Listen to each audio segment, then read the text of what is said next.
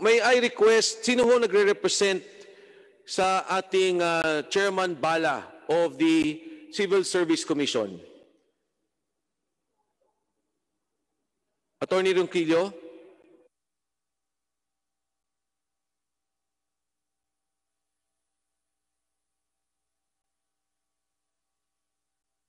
Attorney Ronquillo is recognized of the Civil Service Commission.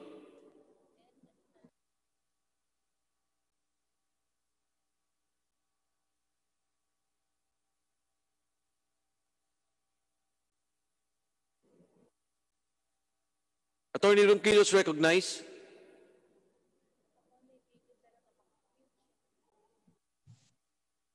Kindly unmute your video, please. Your Honor, yes, good morning po. Good morning, Mr. Chair. Good morning, all the members of the committee. Thank you, Attorney Ronquillo. Attorney Ronquillo, are you representing the Civil Service Commission or and Chairman Bala this morning? I was directed by Chairperson Bala to respond to the invitation sent by the committee, Your Honor.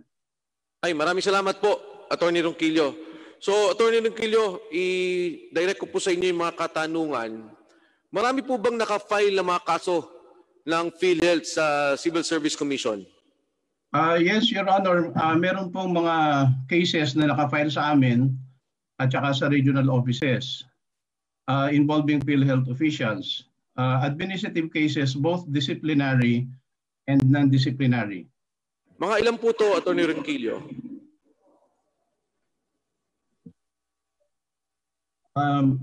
Your Honor, I'll just look at the figures if you will allow me, Your Honor.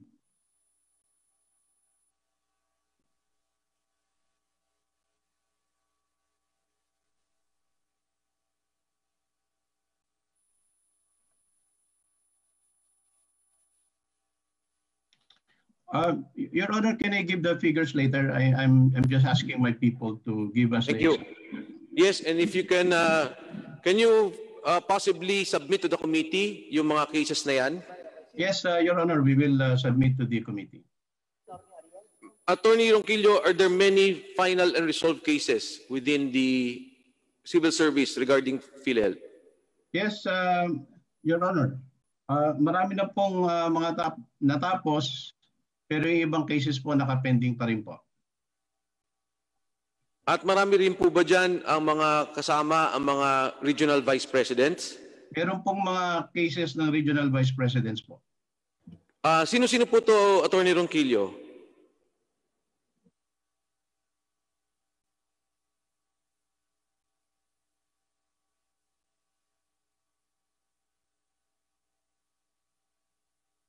Your Honor, can I give the names later? I'm just requesting for the names of these people.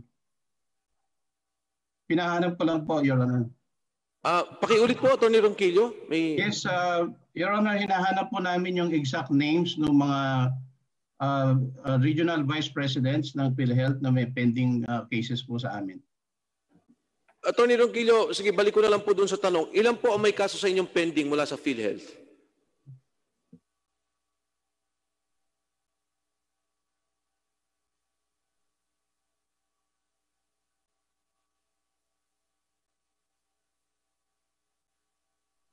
Attorney Ronquillo, may yes, number po ba? Your Honor? Go ahead.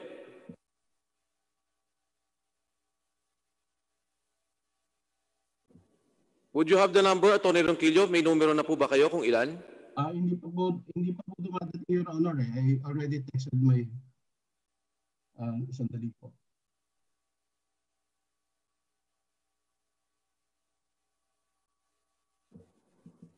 Attorney Ronquillo, isang tanong lang po.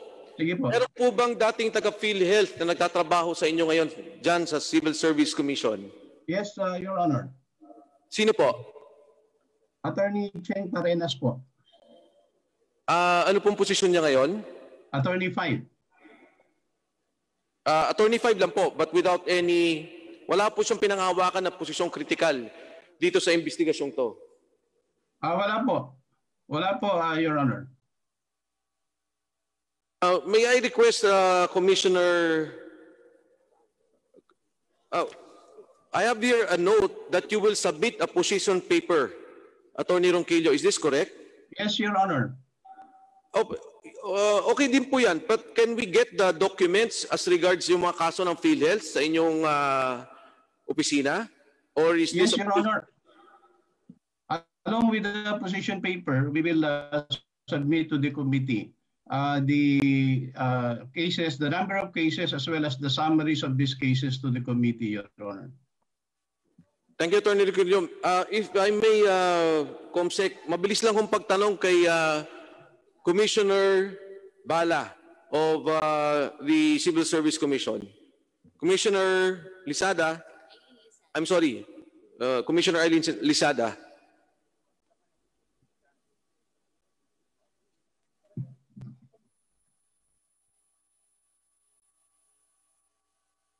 Kindly unmute, Commissioner Lizada. Unmute. Good morning, sir.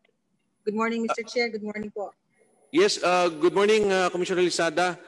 Commissioner, kasi po yung mga tanong namin, would you know in particular yung pong ilan ang may kaso dito po sa Civil Service Commission?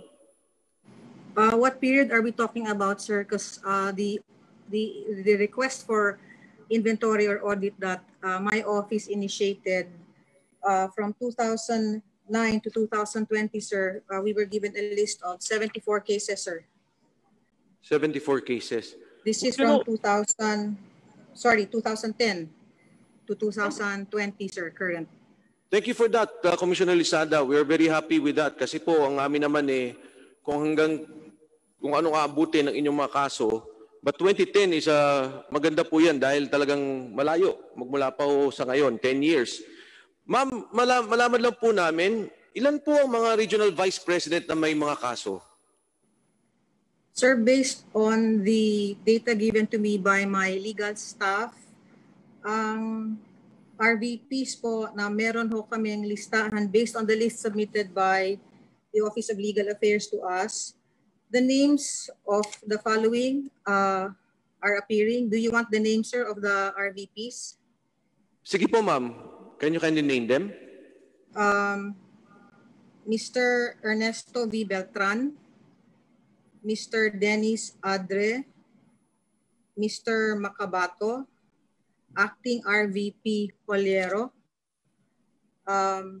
Miriam Grace Pamonag. Hindi ko lang ho alam kung if Miriam Grace is RVP, but ito ho yung lumalabas sa amin, sir, na binigay ho ng legal ko.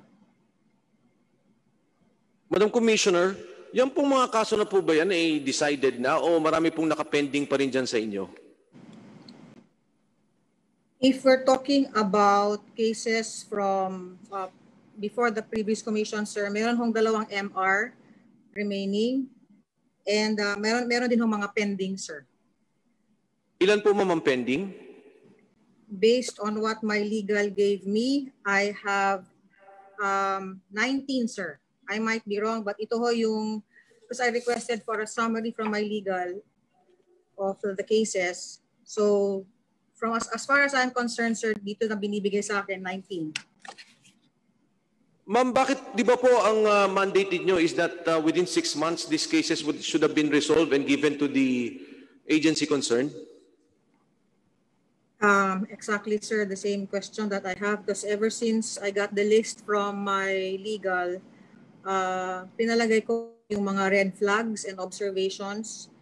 And I see some periods that are quite short and some periods that medyo years po, sir. Ang nakikita ko dito ang iba.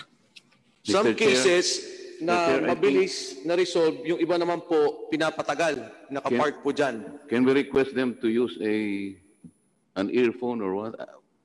Commissioner Lizada. It's very difficult to understand the answer, Mr. Chair. Commissioner Lizada, the Honorable Marcoleta is requesting kasi po gusto niyang intindihin yung sinasabi niyo. Medyo yung signal ata magulo. Hindi ho na masyadong ma-decipher po, ma'am. How is this, Mr. Chairman? Congressman Marcoleta, can you hear na po better? Medyo maganda ng konti, Mr. Chair. Thank you, ma'am. Salamat po. Salamat, Mr. Chair. Ma'am, alam po, maraming mga nakapending na matagal, taon, at marami din pong mabilis na desisyonan. As far as the summary given to me po by my legal, merong 10 months, meron hong 6 years, merong mga 3 months po. Iba-iba ho yung mga periods, sir. Would those cases constitute a dismissal from the service? Some, meron po. Some meaning more than 2, Madam Commissioner. You are correct, Mr. Chairman. Salamat, Madam Commissioner. Madam Commissioner, ang tanong ko lang po, bakit po parang si Atty. Ronquillo was supposed to be representing the CSC? Bakit po parang wala silang hawak na figures at wala pong mga hawak na dokumento katulad po ng hawak nyo sa ngayon? When the President came out with a memo, sir, creating the task force on PhilHealth, my office initiated an internal audit or inventory kasi literally bago ho ako sa CSC. And I wanted to see the pattern, if ever may pattern po, way back. But what I got, ang hiningi ko lang po ay 2010 hanggang current.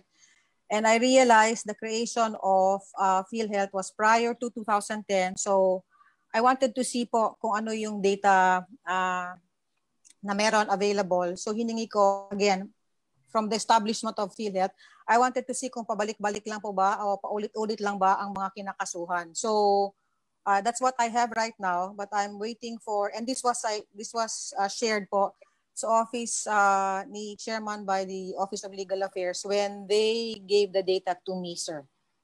Kasi I wanted to see the pattern. May I interject, Mr. Yes, go ahead, go ahead.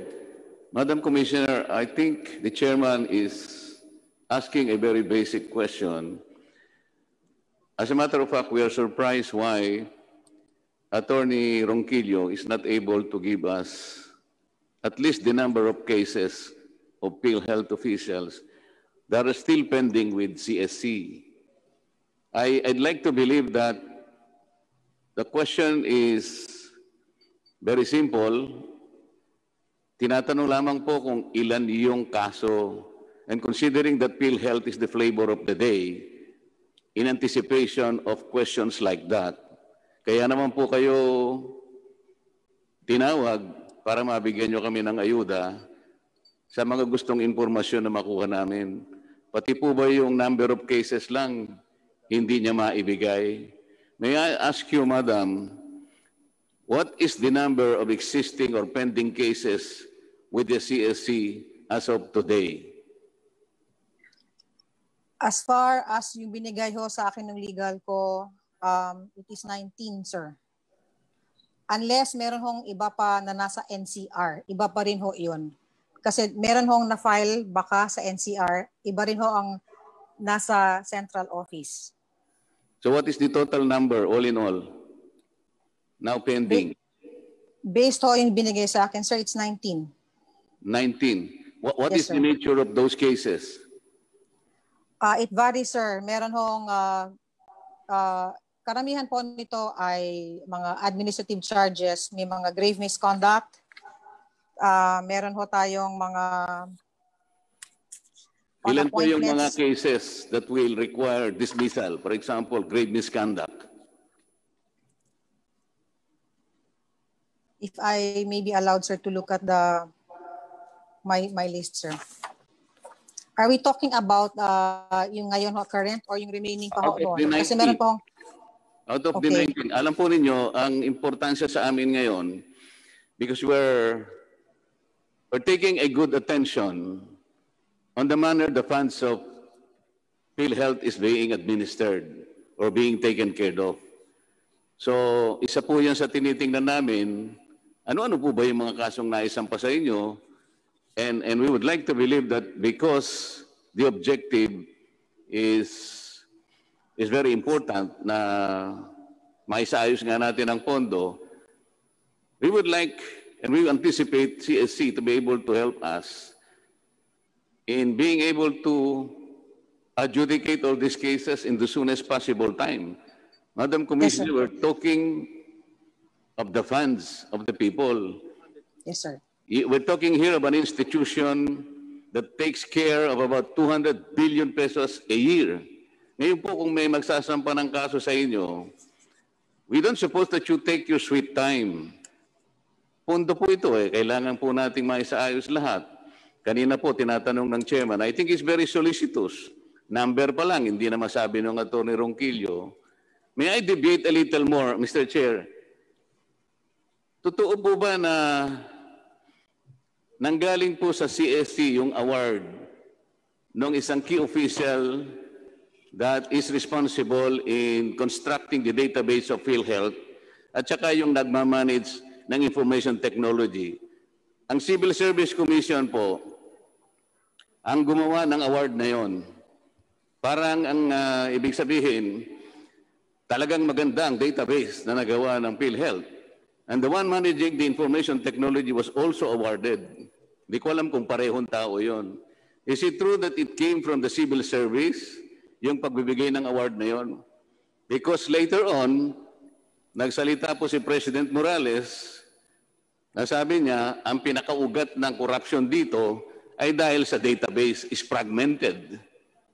So how do you reconcile the fact that you awarded those particular personnel managing the database of PhilHealth and the information technology when later on the President himself na sinabi niya, dito po nag-uugat eh, yung database po namin fragmented, mali-mali. So how would you reconcile that award and the admission of the President of PhilHealth later na ito yung pinaka-ugat ng pinagmumulan ng anomaly? Kasi nga ho, hindi nila maisaayos. Will you explain that? Commissioner Lizada.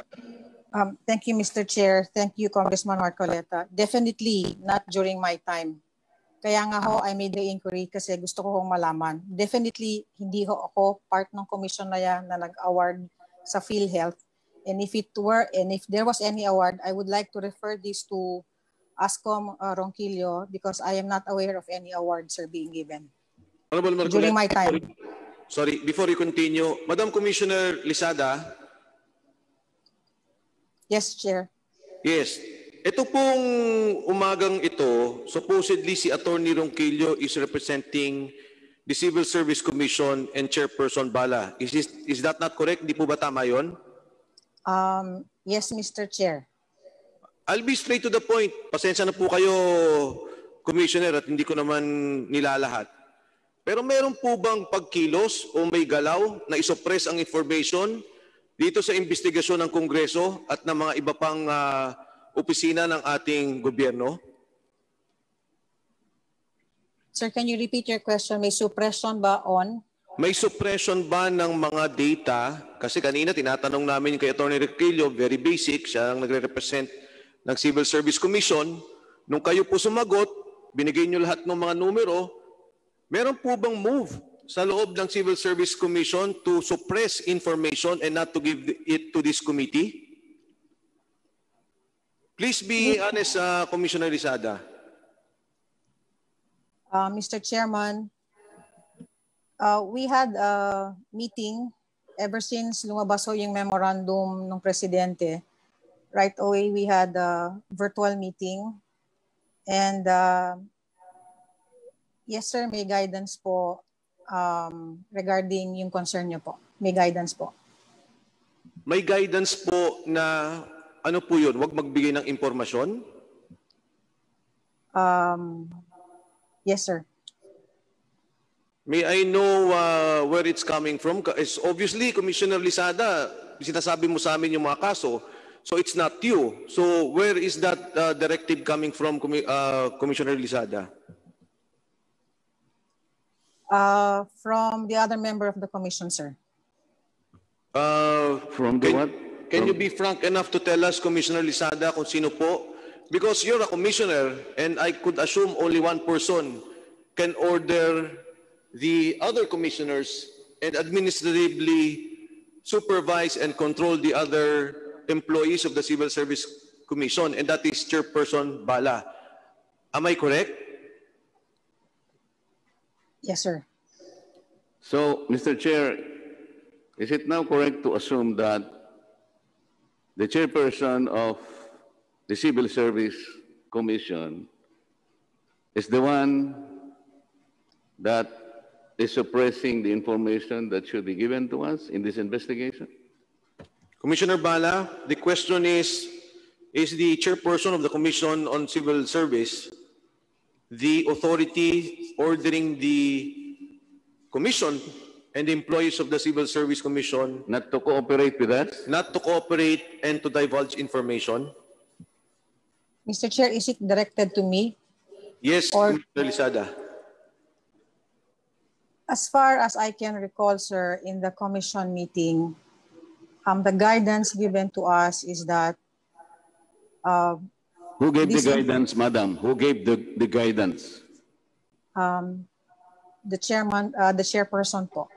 Okay. When you say the chairperson Bala of the Civil Service Commission, Yes, Mr. Chair. the guidance given to you is to go slow on the information. Do not cooperate with us. Let's not divulge information and words like that. That is very clear, madam. I know you are a crusader. I know you came from LTFRB. And I salute you for doing a lot of reforms in LTFRB. I think you are playing a good job now by cooperating with us. And by helping us, Commissioner Lizada, I would like to thank you for that. Mr. Chair, may I say something? Before po kayo magsalita, nung nagsalita po si Chairman Bala na huwag kayong magbigay ng impormasyon at huwag kayong magsalita dito sa komite, marami pong nakaharap at marami kayong kasama?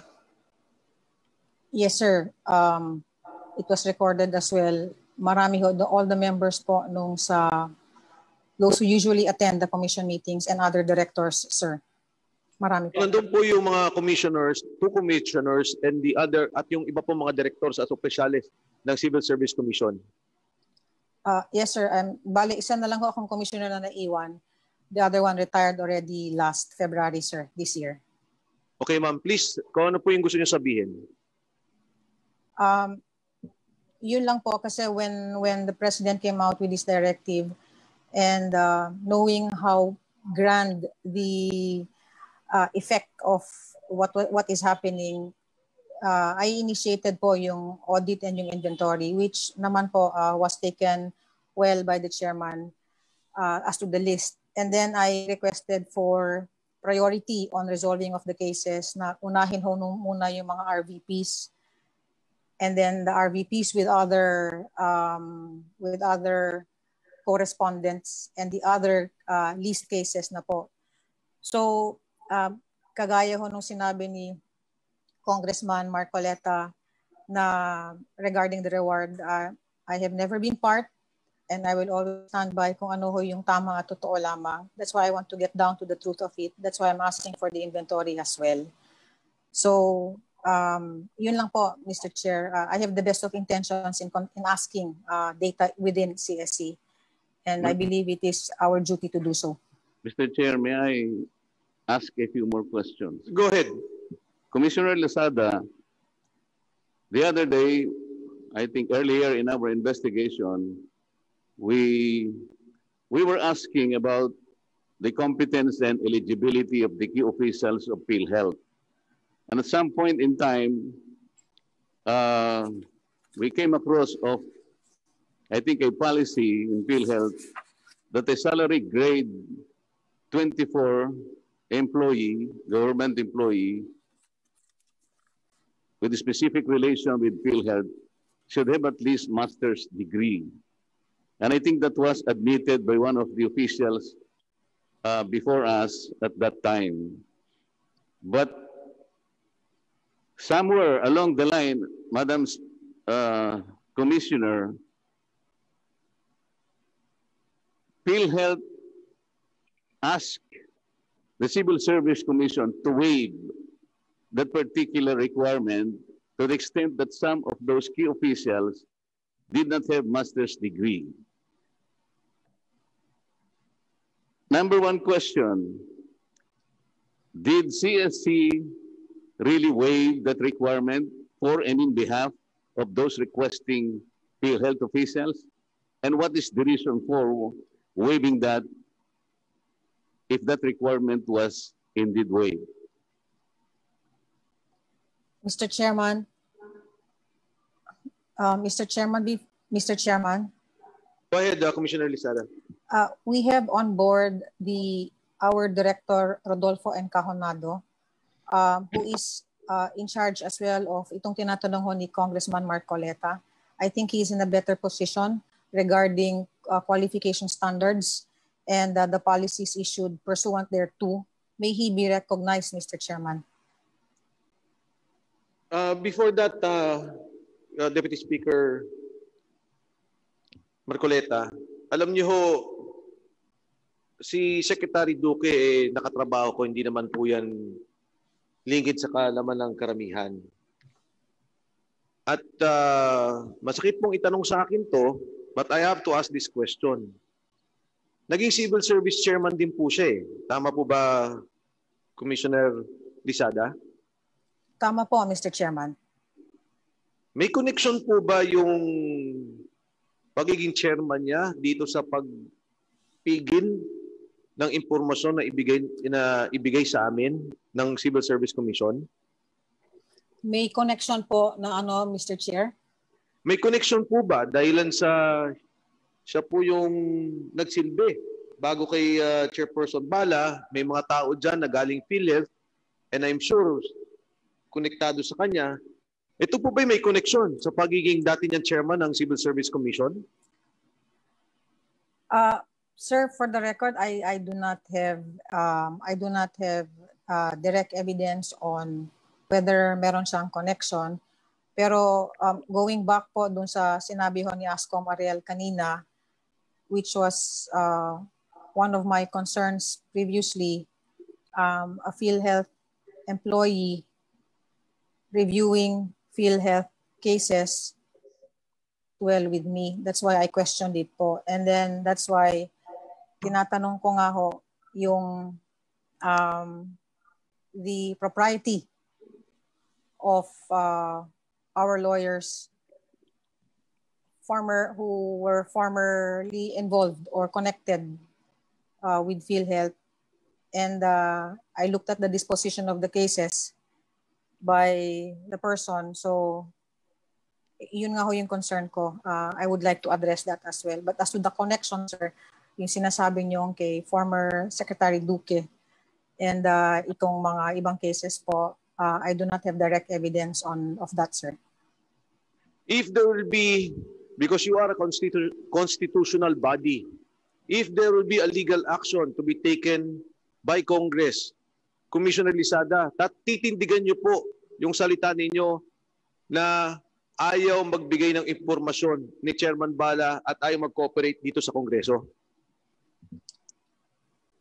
Sir, that is the truth. That was disclosed and the meeting was recorded, sir. The meeting was recorded at merong minutes nung inyong pag-uusap? Meron, sir, which is my point now. Kaya nga ho, the minutes was supposed to be approved. We can request a copy of the minutes of that meeting for our sir, sorry, Mr. Chair. That's why one of my concerns, I did not move for the approval of the minutes kasi ho, the declaration was not reflected in the minutes, but the audio says otherwise.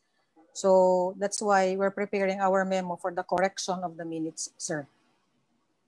There was an audio of the meeting, but the minutes to be approved, tinanggal na po yun.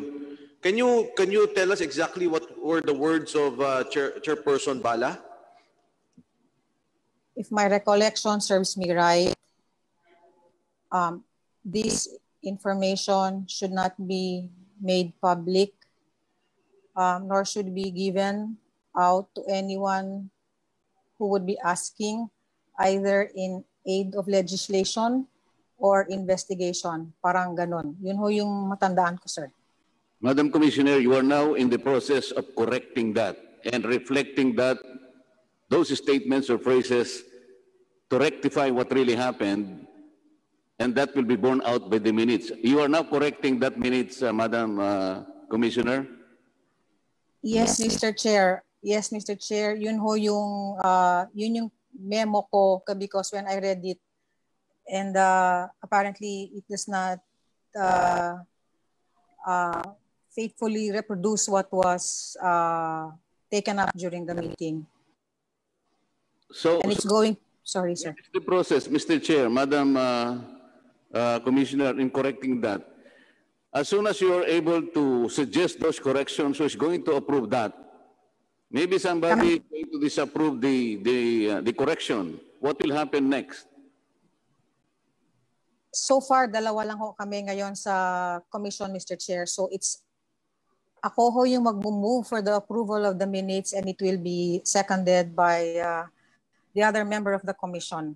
So hindi ho yan ma-finalize or ma-formalize if there is no motion for approval of the minutes, Mr. Chair.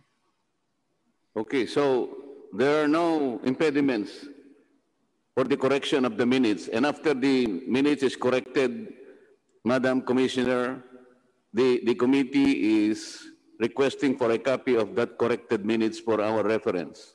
Will you be able to do that? Yes, sir. If it will already be carried out in another session meeting, sir. Thank you. Session suspended for 1 minute.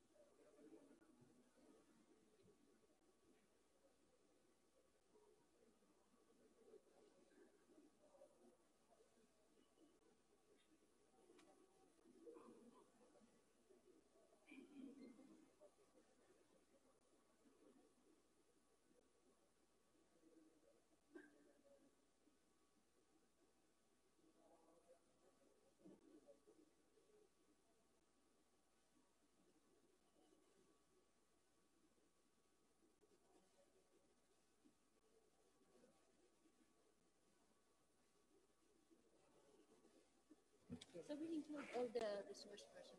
Yes. Hearing resume. Commissioner Lizada. Commissioner Lizada, ma'am.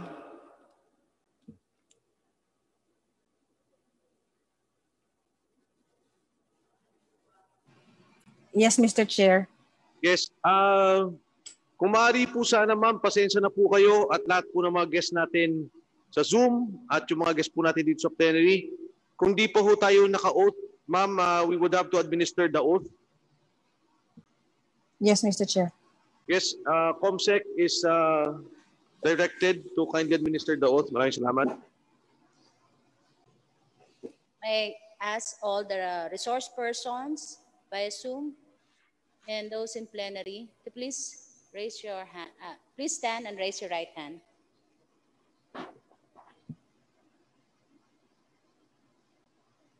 Do you swear to tell the truth, the whole truth, and nothing but the truth before these joint congressional inquiries, so help you God? Yes, I do. Thank you. Yes, Congressman Barsaga. Just a clarification.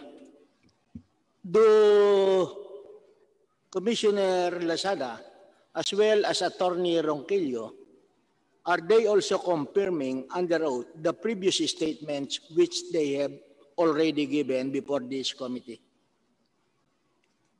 Commissioner Lizada, can you kindly reply? Yes, Mr. Chair, I confirm. Everything I said was the truth. Salamat po. Attorney Ronquillo.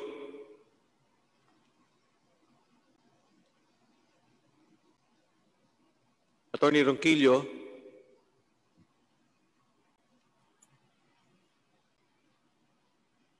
Attorney Ronquillo, kindly unmute.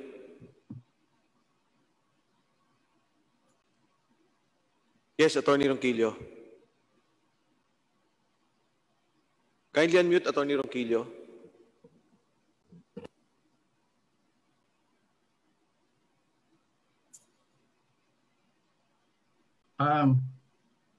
Yes, Your Honor. Can you repeat the question, Your Honor, please? Yung po lahat ng mga binanggit niyo po kanina, that is under oath, do you confirm lahat po na statement niyo na ito po under oath, you are giving it freely to the committee? Well, if you're referring to the identification of a former PhilHealth employee who is with us, yes, Your Honor, I am confirming that. Mabilis pong tanong, yung pong binabanggit ni Commissioner Lizada, may ganun po bang direktiba na nanggaling sa inyong chairperson? You are now under oath, Attorney Ronquillo. Yes, I am under oath, and categorically, I will say that I did not hear that guidance being given by the chair during any meeting in which I was in attendance, Your Honor. Wala ka dun sa meeting na yun, Attorney Ronquillo? I am present in all of the commission meetings except if I am sent elsewhere. But normally I am present in the commission meeting, Your Honor. And in all the meetings that I have attended, I did not hear that kind of guidance being given by the chairperson, Your Honor. Mr. Chairman. Congressman Barsaga. Well, in this particular case, kita naman natin, there are two conflicting statements coming from responsible officials of the Civil Service Commission, which happens to be a constitutional body. Ang sabi ni Commissioner Lizada, there was an instruction, although it was made orally, but it was recorded, and the instruction came from the chairman. Now, we are hearing a statement which is completely different and opposed from that categorical declaration of Commissioner Lizada. The statement of Attorney Ronquillo na hindi niya narinig yan during the board meeting. And therefore, one of them is not telling the truth. Kasi ang pinag-uusapan lamang natin dito, mayroon bang direktiba ang chairman ng civil service na huwag mo nang i-release ang mga dokumento or suppression of the cases pending before the Civil Service Commission concerning PhilHealth employees or officials. Sabi ni Commissioner Lizada, merong directive. Ang sabi naman ni Attorney Ronquillo, wala siyang narinig. Just a clarification, Attorney Ronquillo. Yes, Your Honor. I did not hear that guidance. Kami kayo doon sa board meeting. Ano po, sorry po, hindi ko po masyado nadinig. Gaano karami kayo ron sa board meeting? Well, normally po, the chairperson, the commissioner, myself as the assistant commissioner, the director of the Human Resource Policies and Standards Office, the director of the secretariat, and then if there are other directors who are called to participate in the meeting. So more or less, it's 6 or more, Your Honor. Gaano kalayo ang iyong kinauupuan mula sa kinauupuan ng ating chairman ng Civil Service Commission? Katabi ko po usually si Commissioner Lizada during the meeting. At hindi po siya gaanong kalayo. I'm sorry, I'm not good in measuring the distance. Hindi po. Ang layo mo kay chairman during that... Siguro po, madalawang di pa, Your Honor. 2 meters, 2 metro. And do you have any hearing problem? Wala po. Wala. So we'll continue and pursue that later on, Chairman, unless there would be another motion. So there is a, would you motion to invite Chairperson Bala to... Mr. Chair, I think we should discontinue the interpellation insofar as the CSC's participation is concerned until the chairperson herself appears before us and clarify the statement given by Commissioner Lizada, because this is a very disturbing statement and we would like to give her due process. I think she's not present in the Zoom. We would like to invite her, if possible, to be present here in the plenary, Mr. Chair, so we can propound questions to her and clarify this very controversial issue that hounds them. Mr. Chair. Thank you. Mr. Chair, may I be recognized? Yes, before we act on the motion by the Honorable Marcoleta, duly seconded by the Honorable Barsaga, Commissioner Lizada, go ahead. Mr. Chair, this is not easy on my end. It's quite difficult, but allow me to refresh the memory of Assistant Commissioner Ronquillo. When the chairman gave the guidance, ang kausap niya po, and the one you can hear sa recording message po ay si Ascom Ronquillo. She mentioned about a policy na isama sa data sharing, and it was Ascom Ronquillo po yung kausap niya. And you can hear it from the audio clip. Yes, ma'am. Yes, ma'am. Yun lang ho. Thank you. Your Honor. Kasek Ronquillo, go ahead. Yes, Your Honor. The question was whether there is an order for the suppression of evidence. There was none. The instruction of the chair was to ensure that this matter will be kept confidential from and not to be shared to the public, but will be shared if needed in any of the investigations being conducted concerning the PhilHealth. So there was no guidance to suppress evidence. We just wanted to make sure that the matter will not go out of hand by sharing the same in public prematurely. That's why, in fact, we have prepared all these cases. The list of cases that are now in the hands of Commissioner Lizada came from my office. And the list of cases that we will submit to you, to the committee, Mr. Chair, also came from our office. And we include the summaries of all these cases for the accurate information of everybody about the nature of all these cases involving PhilHealth officials with the Commission. So I categorically deny that there was an order to suppress evidence, Your Honor. The Commission... Attorney Ronquillo, okay. Attorney Ronquillo, who deputized you to represent PhilHealth? Your Honor? Who deputized you to represent the Civil Service Commission, Attorney Ronquillo? Civil Service. Your Honor, I was directed by Chair Bala to represent her in this hearing because supposedly there is a commission meeting today at this very moment. So the chairperson of Civil Service Commission deputized you to speak for her. Is that correct? Yes, Your Honor. Kasi kanina, let's go back to the earlier proceedings. Tinatanong ka lang ni Chairman Defensor kung ilan ang cases. Nag-aatubili ka eh. Your Honor, please, my apologies. Hindi po sa ako'y nag-aatubili but I do not have the exact figures with me. Ayoko naman po magbigay ng figures na hindi po ako sigurado sa number. Chairperson, but the truth is, you should have anticipated the kind of questions that will come from us. Pagkatapos mag-aatubili ka, tatanong lang namin kung ilan ang kaso. Did you not anticipate that that kind of question will be asked of you? You being the deputized person of the CSC chairperson? I'm sorry for that because we prepared for questions pertaining to qualification standards. The one that you were asking. Hear us out. Nag-aatubili ka kasi kanina pa eh.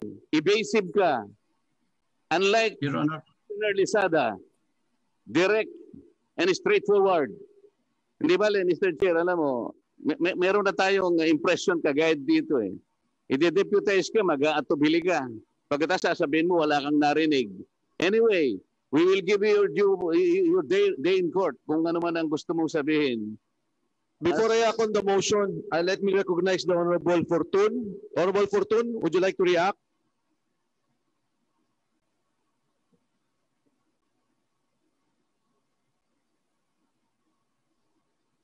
The Honorable Law Fortun is recognized. Yes, Mr. Chair. Chair, just one very quick question, Mr. Chair, for Commissioner Lizada. Madam, you said that the meeting was recorded. Who has custody of the audio recording now, Madam Commissioner? Our liaison office po, the CSLO. Merong in charge yung secretariat po namin for the commission meetings, Mr. Chair. And you were saying that the minutes that you were able to gather does not reflect the audio recording. Dun sa mga pertinent portions that I was waiting, wala po, Mr. Chair. Mr. Chair, in the light of the manifestations of Commissioner Lizada, I move, Mr. Chair, that the committee subpoena the audio recording and the minutes of the meeting, Mr. Chair. I think that would readily guide us who's telling the truth here, Mr. Chair. And if the committee finds out that indeed there was guidance from the chairman not to cooperate with the investigation being conducted by the Committee on Public Accounts, I also move, Mr. Chair, that we cite the CSC chairman in contempt. Thank you, Mr. Chair. Thank you. There's a motion duly seconded, but before we act on the motion of the Honorable Fortun, we first act on the motion of the Honorable Marcoleta, duly seconded by the Honorable Parsaga, that we will take up the issue of the civil service. Particular po yung sinasabing hindi pagbibigay o pagko-cooperate sa atin by this Thursday at 1 o'clock. So motion, there being no objection, motion is carried. The next motion is the motion of the Honorable Fortun to officially subpoena the audio recording and minutes of Civil Service Commission, particular po doon sa pag-uusap ng doon sa hindi pagko-cooperate dito sa atin sa ginagawang investigation. So, duly seconded, there be no objection. The motion of the Honorable Fortun is by approved. I was about to ask Mr. Chairman. Honorable Fernandez first. Go ahead. No, I was about to ask kung together with the subpoena ng audio ay kasama na rin yung transcript of records. Nadinig ko naman po that you were mentioning na kasama po yung minutes. So, yun lang po, Mr. Chairman. Maraming salamat po. Thank you. So, the standing motion of the Honorable Fortun is that pag hindi po pumunta rito at to shed light on it, that they will be cited in contempt. But we will not act on that motion until we are confronted with that situation. Honorable Barsaga.